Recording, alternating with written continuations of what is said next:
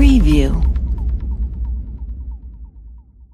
James Alex Fields Jr. is accused of ramming his car into a group of marchers after the white nationalist rally in Charlottesville, VA.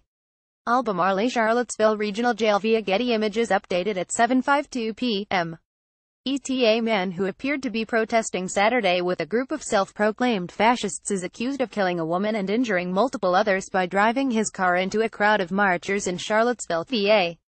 James Alex Fields Jr., 20, sped his silver Dodge Challenger into a crowd of people who had been protesting the assembly of white nationalists, white supremacists, fascists and others, according to police.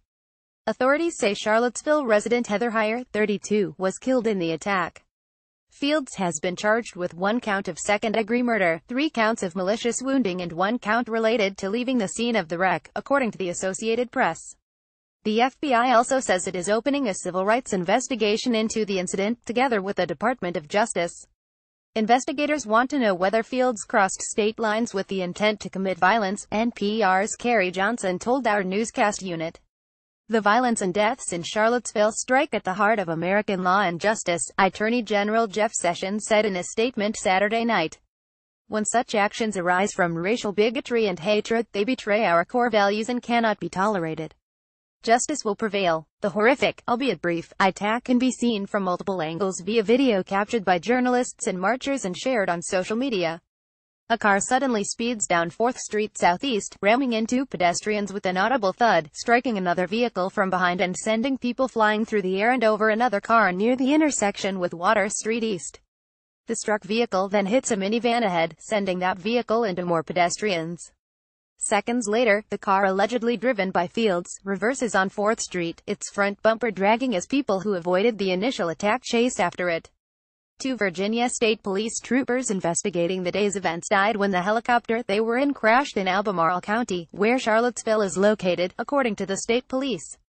The men, identified as Lt.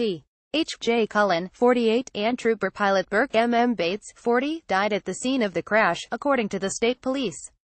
Fields recently moved to Ohio from Kentucky, where he grew up. His mother, Samantha Bloom, told the AP. She said she knew he was attending a rally in Virginia but didn't know it was a white supremacist rally. I thought it had something to do with Trump. Trump's not a supremacist, said Bloom, who became visibly upset as she learned of the injuries and death. He had an African-American friend so, she said before her voice trailed off. She added that she would be surprised if her son's views were that far-right, according to the AP. Bloom told a reporter with a Toledo Blade that she didn't speak with her son about his political views, and that she wasn't aware of his ties to white supremacist groups. She said her son had dropped off his cat for her to take care of while he attended Saturday's rally.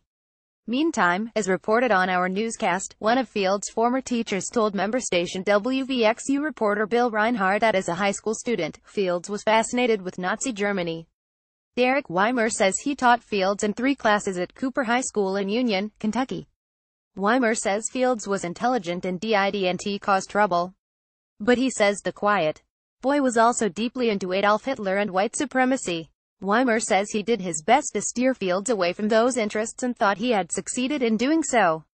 On hearing about the incident in Charlottesville, Weimer said he felt that he failed as a teacher.